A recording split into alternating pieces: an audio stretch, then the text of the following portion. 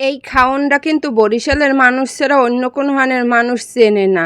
তা বরিশালেরও কিন্তু অনেক মানুষই চেনে না। আসসালামু আলাইকুম, আপনারা সবাই কেমন আছেন? মুইও ভালো আছি।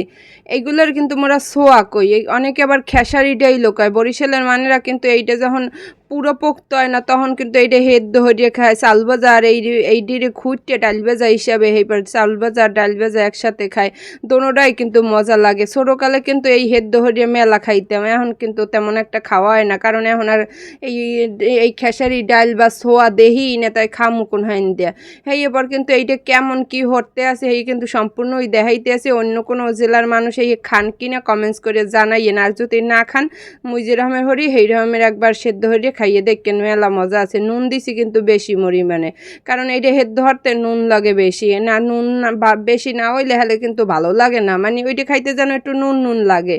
এবার ভালো হয়ে লাইটে সাইডে দিতে আসি, পানি কিন্তু অনেকটাই টাইম নিয়েছে আর কিন্তু হেদ্দ হইয়েছে। আর এই খাওয়ানটা কিন্তু একসের মজা। মুই কিন্তু ভিডিওর শুরুতে আগেই কইছি যে বরিশালের মানুষও অনেকে চেনে না। হ্যাঁ জানেন, আজকাল ও গুড়াগাড়া কিন্তু যারা শহরে থাকে হেরা কিন্তু এই জিনিসটা কি বা নাম কি হেই জানে না। হেই লেগে গ্রামের মানে তো সবাই চেনে। আমরা আবার খারাপ মাইন্ডে নিয়েন না, কারণ কইতে পারেন আপা মোরা বরিশাল থাই মোরা সবই চিনি।